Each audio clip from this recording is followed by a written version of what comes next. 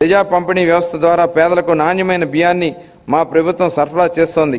వచ్చే విద్యా సంవత్సరం నుండి మధ్యాహ్న భోజన పథకం కింద ప్రభుత్వం పాఠశాలలు మరియు సాంఘిక సంక్షేమ వసతి గృహాలకు ప్రత్యేకంగా ప్యాక్ చేయడానికి నాణ్యమైన బియ్యం సరఫరా చేయబడుతుందని గౌరవ సభకు తెలియజేస్తున్నాను.